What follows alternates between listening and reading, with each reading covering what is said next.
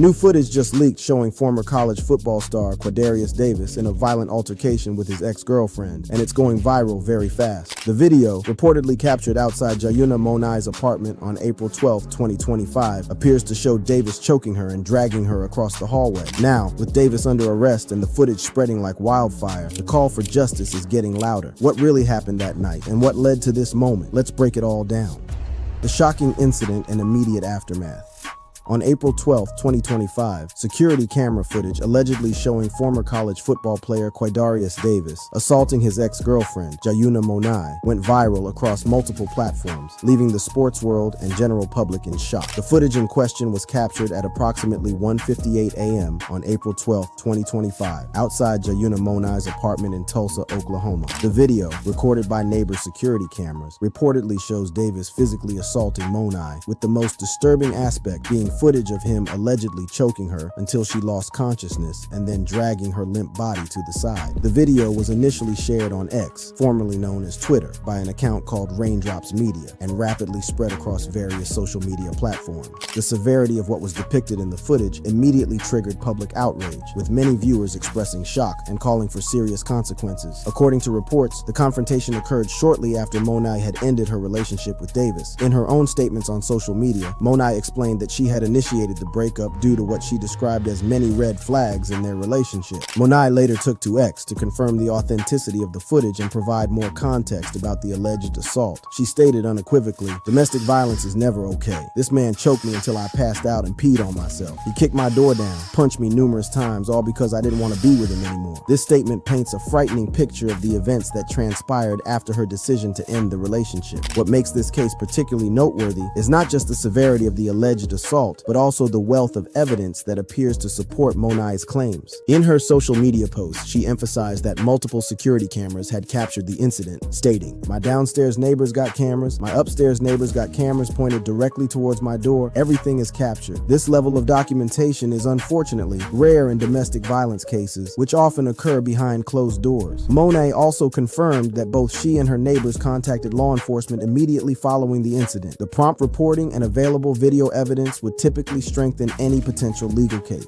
Following the circulation of the video and Monai's statements, Quaydarius Davis was arrested on April 12, 2025, the same day the incident allegedly occurred. According to reports, he was booked into the Tulsa County Jail on serious charges: first-degree burglary and domestic abuse, and battery by strangulation. The first-degree burglary charge reportedly stems from additional footage showing Davis forcibly entering Monai's apartment after the initial assault, allegedly kicking in her door and removing items from her residence. The combination of these charges reflects the gravity of the allegations against him. The bail for Davis was set at $20,000, according to jail records, indicating the serious nature of the charges. In the aftermath of the alleged assault, Monai sought medical attention. She later shared that while she had suffered bruising and a very sore neck, doctors had confirmed that her neck vessels were fortunately unharmed. Expressing gratitude for her survival, she stated, "By the grace of God, I got up," a comment that underscores just how dangerous the alleged assault was. Monai has also been clear about her intentions moving forward, stating firmly, "I will be pressing charges and no, I am not going back." The public reaction to the video and Monai's statements has been overwhelmingly supportive of her. The hashtag #JusticeForJayuna began trending on X, reflecting widespread solidarity with her and calls for Davis to face appropriate consequences. Many social media users expressed horror at the level of violence depicted in the video, with one X post cited in reports stating, "I understand the definition of the law is assault, but this looks like Quaydarius Davis is trying to kill her. Prosecute him to the extent of the law." Comments like these highlight the visceral public reaction to the footage and the perception that the alleged assault went beyond typical domestic violence, though no domestic violence should be normalized or minimized. In a particularly concerning development, Monai has alleged that this wasn't Davis's first instance of domestic violence. She claimed that Davis had previously assaulted the mother of his child, resulting in hospitalization, an allegation she says Davis admitted to her. While this allegation has not been independently verified in available reports, it raises questions about potential patterns of behavior. This incident is particularly significant given Davis's status as a once promising football talent whose career has been marked by both potential and controversy.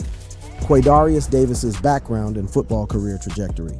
To fully understand the significance of these allegations against Quaydarius Davis, we need to examine his background and football career trajectory. Once considered a rising star in college football, Davis's path has been marked by both impressive athletic potential and concerning off-field issues. Quaydarius Davis emerged as a standout athlete at Skyline High School in Dallas, Texas. His talent on the field was undeniable, earning him a prestigious 4-star rating as a wide receiver prospect. According to recruiting services like 247 Sports, Davis was ranked as the number 178 overall prospect nationally, making him one of the top high school wide receivers in the country. As a high school player, Davis was described as a stoutly built receiver with virtually college-ready size, capable of playing both outside and in the slot positions. His ability to win contested catches and his intensity in elite 7-on-7 competitions highlighted his potential as a field-stretching threat. These qualities made him a highly sought-after recruit, with numerous college programs vying for his commitment. Davis's athletic prowess helped Skyline High School achieve a 5 record in his senior year, 2020, and a 7-4 record in 2019. His performance drew attention from major college football programs across the country, setting him up for what many expected would be a successful collegiate career. After graduating from high school, Davis initially committed to the University of Kansas, a significant coup for their football program. His signing with Kansas was particularly notable, as he was considered the highest-rated recruit in the university's history at that time. The recruitment was largely driven by KU coach Emmett Jones, who had established a long-standing relationship with Davis and his family. Davis signed his national letter of intent with Kansas in February 2021, seemingly cementing what would be a promising partnership. However, Davis's tenure with Kansas was extraordinarily brief and ended before he ever played a game for the team. In March 2021, allegations of violence against a woman surfaced on social media, prompting swift action from the university. The allegations appeared in an X post by user at Quaydarius on Wednesday, March 24, 2021. The post included graphic images of a woman in a hospital gown with a cut lip and one eye swollen shut, along with photos from Davis's Instagram account and a photo from his KU signing ceremony. The poster, who identified herself as a friend of the alleged victim, confirmed to the Dallas Morning News that Davis was the accused individual. The University of Kansas responded quickly to these allegations. On Thursday, March 25, 2021, Dan Beckler, KU's Associate Athletic Director for Public Relations, issued a statement. "We have seen the social media post referencing a player that is committed to play football at KU. Any violence against women is not acceptable. We are currently working to gather the details and cannot comment further at this time." By Friday, March 26, 2021, after investigating the matter, KU terminated Davis's recruitment. The university's final statement noted, "Based on the information we were able to gather, KU football has terminated the recruitment of this individual and communicated to him that he will no longer be recruited to play football at the University of Kansas." While we do not know the full details of what occurred in this instance, we were able to learn enough information and decide that it is in the best interest of Kansas football that we separate from this individual. We condemn violence of any kind against women. It's worth noting that at the time, the Dallas Police Department reported no active arrest warrants for Davis, and his name did not appear in Dallas County's active jail database, indicating no formal charges were filed related to these 2021 allegations. Nevertheless, the university determined that severing ties was the appropriate action based on their internal investigation. After this setback, Davis's football career took a nomadic turn, with transfers becoming a defining feature of his collegiate experience. Following his dismissal from Kansas, Davis eventually found a place at Jackson State University under high-profile coach Deion Sanders. During his time at Jackson State in 2022, Davis appeared in 9 games and recorded 11 receptions for 57 yards. While these statistics were modest, they represented his first actual collegiate playing experience. Davis didn't remain long at Jackson State, moving next to Texas Southern University for the 2023 season. At Texas Southern, Davis showed flashes of his high school promise. In a standout game against Prairie View AANDM, he recorded 7 receptions for 120 yards and a touchdown. In 5 additional games, he added 11 receptions for 96 yards, bringing his 2023 totals to 18 receptions for 216 yards and 1 touchdown across 6 games. Davis's college journey next took him to Southern University, where he played as a wide receiver in 2024. Reports indicate his 2024 season stats at Southern University included 15 receptions for 151 yards and 1 touchdown. However, his time at Southern would also end prematurely. In October 2024, Davis was dismissed from the Southern University football team for breaking team rules, as confirmed by a university spokesperson. This statement was reinforced in the coverage of his recent arrest, with Southern University reiterating that Davis was dismissed from the football team for breaking team rules back in October. He has no affiliation with the athletics program. The exact nature of the team rules that Davis violated has not been publicly disclosed by Southern University. This lack of specificity could be due to privacy concerns, institutional policies, policies or the sensitive nature of the situation. Without an official explanation, the public has limited information about this particular dismissal, though it represents another disruption in what was already becoming a troubled college career. Following his dismissal from Southern University, Davis reportedly announced on Instagram his intention to enter the transfer portal as a graduate student with 1 year of eligibility remaining, indicating his plans to continue his football career elsewhere. This announcement would have preceded the April 2025 incident with Jayuna Monai. When we look at the totality of Davis's college football experience, a clear pattern emerges. His frequent transfers from Kansas, where he never played, to Jackson State 2022, Texas Southern 2023, and finally Southern University 2024 until his dismissal, suggests significant instability. This movement between programs, combined with the off-field issues that have followed him, likely hindered his development as a player and prevented him from fully realizing the potential he had shown in high school. His on-field performance, while showing occasional flashes of talent, particularly at Texas Southern, never quite lived up to his high school recruiting hype. The modest statistics he accumulated at various programs reflect a career that did not capitalize on his four-star recruit status. Prior to the April 2025 incident, Davis was reportedly preparing for the 2026 NFL Draft. According to some reports, he was considered an NFL prospect, though the latest allegations and arrest have likely jeopardized any professional aspirations he might have had. The trajectory of Davis's football career illustrates a talented athlete whose path has been repeatedly derailed by off-field issues. The contrast between his promising start as a highly rated high school prospect and his current situation, facing serious criminal charges and with a collegiate career marked by transfers and dismissals, is stark and sobering.